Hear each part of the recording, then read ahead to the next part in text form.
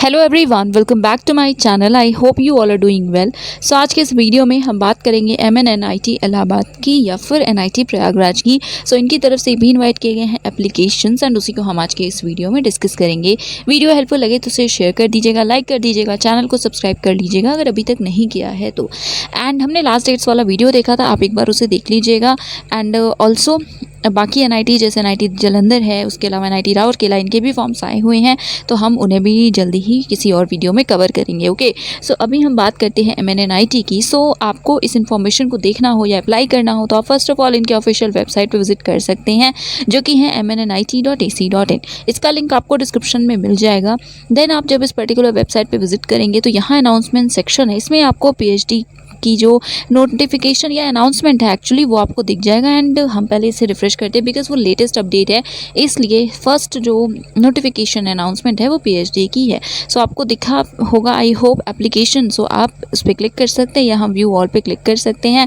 यहाँ पे अनाउंसमेंट्स आप देख सकते हैं। सबसे पहली है PhD प्रोग्राम के applications, right, that applications are invited for admission in PhD program. So इस पर आप क्लिक करेंगे, देन डेडिकेटेड पोर्टल ओपन हो जाएगा जिस पे बाकी इन्फॉर्मेशन देखने को मिलेंगी। So Motilal Nehru national institute of technology Allahabad, यहाँ पे आपको कुछ टैब्स दिख रहे हैं, कुछ सेक्शंस दिख रहे हैं। कंटेंट्स में होम है, home page, then information brochure, यहाँ से आप डाउनलोड कर पाएंगे। देन डाउनलोड्स का सेक्शन है, फिर डिपार्टमेंट वाइज कॉन्टैक्ट इन्फॉर्मेशन दी हुई है, आप इन्हें कॉन्टैक्ट कर सकते हैं अगर कोई इशू है।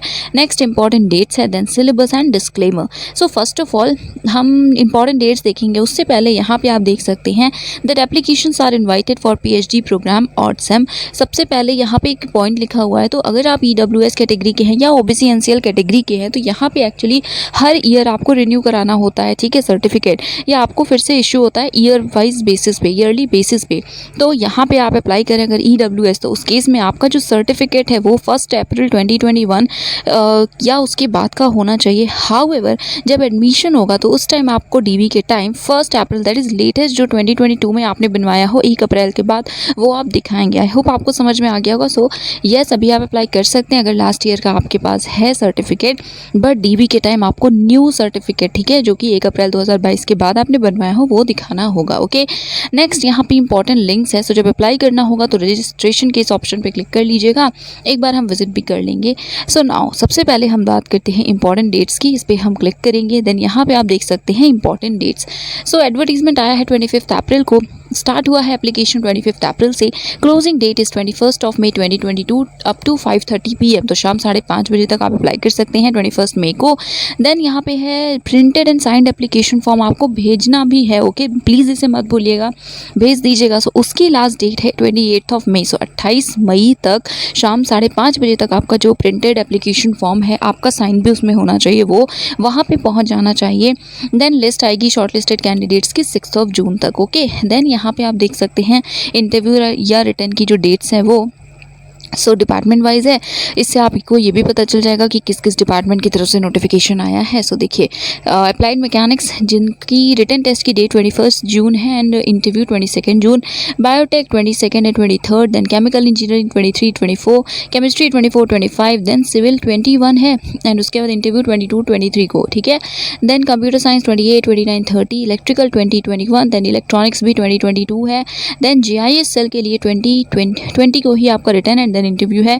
HSS के लिए 21, 22, देन मैथ्स 22 से 24, देन मैकेनिकल 21 से 22 एंड देन रिजर्व डे भी रखा गया है क्योंकि कुछ सब्जेक्ट्स में कैंडिडेट ज़्यादा होते हैं। ओके, आफ्टर दैट है physics 2021, then management studies 2021।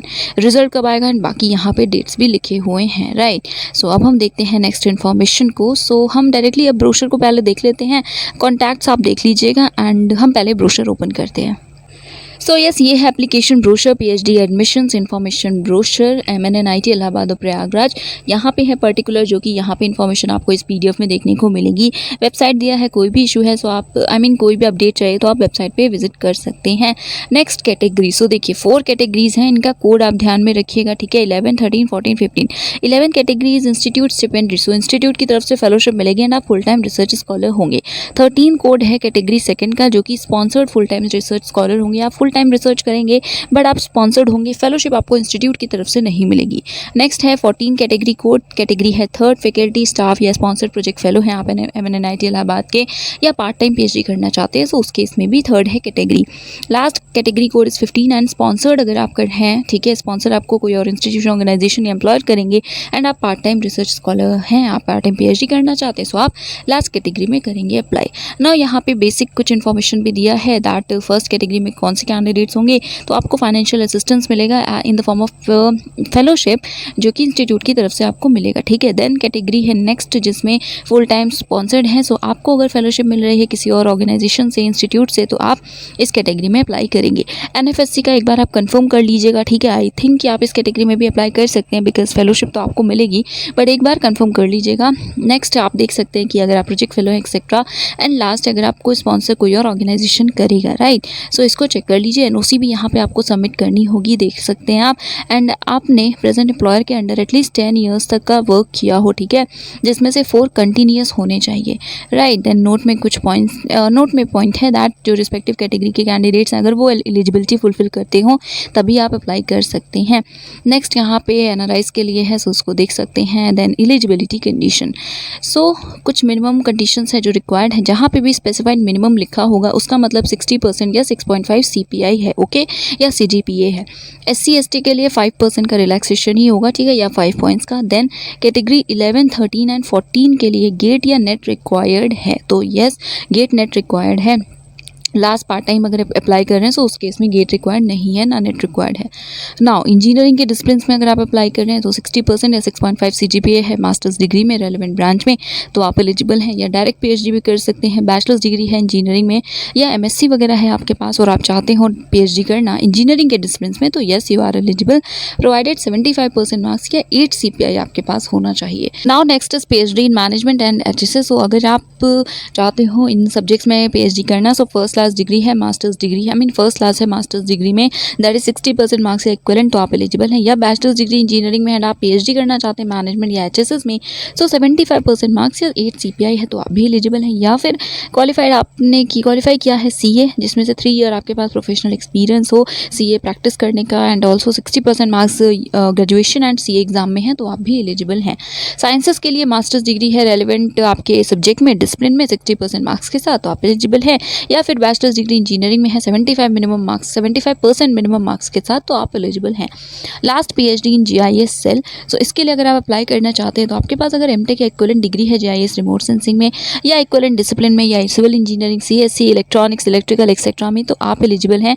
Marks का क्राइटेरिया सेम है। या फिर अगर आपके पास MSc है GIS रिमोट सेंसिंग में, इन्वायरमेंटल साइंस में, CS एक्सेट्रा में 75% मार्क्स के साथ, तो आप भी एलिजिबल हैं। लास्ट अगर बैचलर्स डिग्री है इंजीनियरिंग में 75% मार्क्स के साथ, तो आप भी एलिजिबल हैं, बट आपके पास मैथ्स होना चाहिए अप टू 10+2 लेवल, ओके, सो इसको ध्यान में रखिएगा। एंड बाकी फॉरेन स्टूडेंट्स के लिए वैलिड GRE भी एक्सेप्टेबल है अगर नेट गेट नहीं है तो। नाउ यहाँ डिसिप्लिन या डिपार्टमेंट वाइज एरियाज दिए हैं रिसर्च के, जिन्हें हम ऑब्वियसली इन डिटेल डिस्कस नहीं करेंगे, सो आपका जो भी डिपार्टमेंट है उसके एरियाज देख लीजिएगा। अगर आपको इनमें से किसी एरिया में इंटरेस्ट हो तभी आप अप्लाई करिएगा, ओके। नाउ अब हम इसे स्किप करेंगे, सो देखते हैं नेक्स्ट इंपॉर्टेंट इन्फॉर्मेशन को, जो कि है एप्लीकेशन प्रोसीजर। सो पोर्टल का लिंक है डिस्क्रिप्शन में भी मिल जाएगा, चेक कर लीजिएगा। 2 स्टेप्स हैं, पहला है रजिस्टर करना, देन आपको फॉर्म फिल करना होगा, पेमेंट करना होगा, ओके। सो उसके बाद यहाँ पे लिखा है दैट इज़ ओके वेट ये सॉरी, सो एक्चुअली जब आप अप्लाई करेंगे तो ये कुछ डॉक्यूमेंट्स हैं जो अपलोड करने हैं, सो इन डॉक्यूमेंट्स को रेडी रखिएगा। आफ्टर दैट फ़ी कितनी है, सो application fees ₹1200 for general and SC ST PWD के लिए इट इज़ ₹600, ओके। सो एक बार इसको चेक कर लीजिएगा। एक से ज़्यादा डिपार्टमेंट में आप अप्लाई करना चाहते हैं तो आपको सेपरेटली करना होगा, फ़ी भी सेपरेटली पे करनी होगी। देन सबसे इंपॉर्टेंट पॉइंट, प्रिंट आउट लेना है एप्लीकेशन फॉर्म का, आपको सेम फोटोग्राफ जो अपलोड किए हैं वही पेस्ट करनी है, सभी रिक्वायर्ड डॉक्यूमेंट्स अटैच करने हैं एंड अपने रिस्पेक्टिव डिपार्टमेंट के एड्रेस पे भेज देना है। डिपार्टमेंट का एड्रेस क्या है वो आप यहाँ से देख सकते हैं, okay.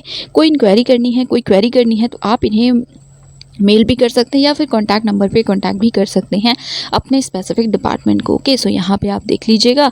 After that next admission criteria है, सो यहाँ पे प्रोसीजर दिया हुआ है। So procedure given below for selection is liable to change, तो अगर कोविड-19 पैंडेमिक होता है नहीं होता जो भी होगा उसमें ये चेंज भी हो सकता है, ठीक है। तो कैटेगरीज़ की बात है, 11, 13 एंड 14 जो कैटेगरीज़ हैं उनके लिए लिखा है। एंड इनफैक्ट 15 के लिए भी दैट रिटन होगा, उसके बाद आपका इंटरव्यू होगा।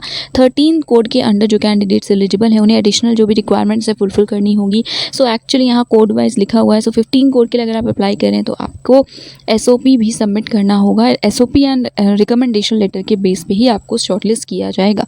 सो एक बार इन सभी को देख लीजिएगा। गेट या नेट रिक्वायर्ड है, बाकी तीनों कैटेगरीज दैट इज़ 11, 13, 14 के लिए लिस्ट आएगी, देन रिटन देंगे, फिर आपका इंटरव्यू होगा अगर आप शॉर्टलिस्ट होते हैं आफ्टर रिटन टेस्ट। यहाँ पे इंपॉर्टेंट पॉइंट्स हैं। सो अगर आप सेपरेट एप्लीकेशन फॉर्म फिल कर रहे हैं तो आपको भेजना भी होगा। सभी जो प्रोसेस है वो सेम होगा बट सेपरेटली, दैट इज़ फ़ी वगैरह भी पे करनी होगी। सभी अपडेट्स इस वेबसाइट पे अवेलेबल होंगे, चेक कर लीजिएगा। एंड बाकी यहाँ पे जो पॉइंट्स हैं इन्हें भी पढ़ लीजिएगा। And then document required, so documents ये सारे हैं जो कि आपको आई थिंक इनमें से कुछ अपलोड भी करने होंगे एंड बाकी DV के टाइम आपको ये सभी प्रेजेंट करने होंगे for physical reporting. Okay, next important date, so हमने देखा है last date is 21 May. After that यहाँ पे डेट्स भी हैं इंटरव्यू एंड रिटन टेस्ट की। देन DV के लिए है, सो ये इंटरव्यू के टाइम पे ही होगा। आफ्टर दैट यहाँ पे फीस स्ट्रक्चर है। सो फर्स्ट सेम की फ़ीस है 43,500, बाकी सभी सेमेस्टर्स में आपको 38,500 पे करना होगा। एंड फाइनल सेम की फ़ीस है 40,500। ओके, एंड इसमें मेस चार्जेस नहीं है। डे स्कॉलर्स को 12,000 इनमें से लेस पे करने होंगे एंड बाकी मेस के चार्जेस जो भी हैं वो एक्स्ट्रा होंगे। ओके, मेस फ़ी कितनी है? सो फर्स्ट सेमेस्टर में इट इज़ 20,000 एंड रजिस्ट्रेशन के टाइम आपको सबमिट करना होगा। And yes, so that is it. ये था ब्रोशर। एक बार हम फिर से वेबसाइट पर विजिट करके बाकी इन्फॉर्मेशंस को देख लेते हैं बहुत ही ब्रीफली। सो यस, ये है पोर्टल एंड यहाँ पे आप डाउनलोड्स का सेक्शन देख लीजिएगा अगर आपको कोई स्पेसिफिक डॉक्यूमेंट डाउनलोड करना है इनमें से, जैसे अंडरटेकिंग एंड ऑल।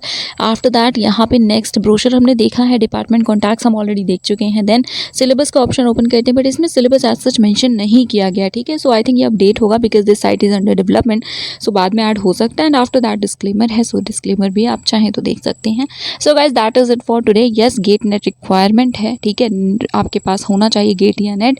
एंड बाकी पार्ट टाइम करना चाहते हैं सो मैंडेटरी नहीं है। So that is it for today. ये था आज का video. Do subscribe the channel. Thank you so much for watching.